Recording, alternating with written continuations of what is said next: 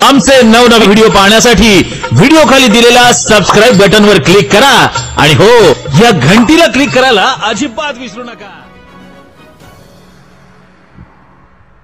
तळपत्या उन्हात कामगारांचे आयुष्य जोडून बघितले।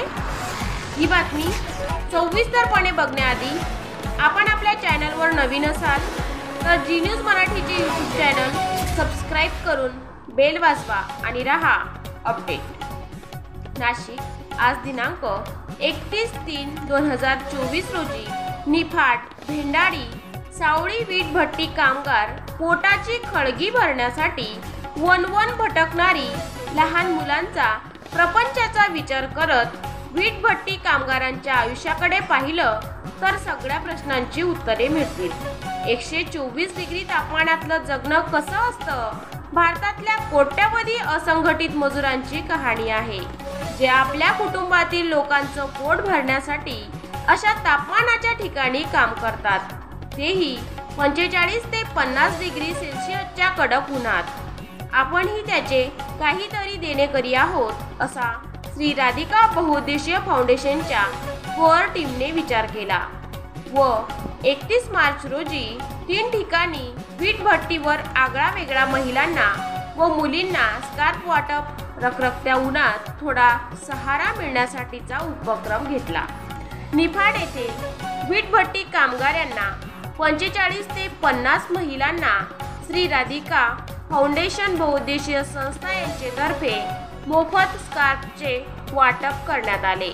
प्रसंगी निफाडच्या नगराध्यक्षा डॉक्टर कविताताई धारराव, माननीय नगरसेवक संजय दादा कुंदे, किरण भाऊ कर्वे तथा श्री राधिका बहुउद्देशीय फाउंडेशन संस्था सचिव जावेद सर, तन्वीर सर, निफाड शाखा अध्यक्ष जयश्री भटेवरा मॅडम, ममता शर्मा, तेजस्विनी भटेवरा, डॉक्टर चेतना ताई सेवक, राणी कासार, डॉक्टर संदीप काकड व श्री विकी कुटे अनेक मान्यवरांचे तसेच भेंडारी येथे 30 शेतमजुरी करणाऱ्या महिलांना स्कार्फ वाटप करण्यात आला।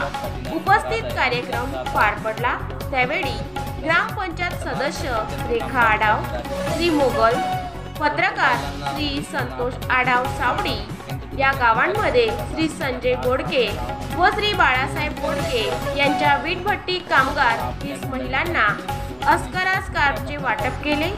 जवळपास 111 स्त्रिया व मुली रखरखत्या उन्हात रोजंदारी करतात।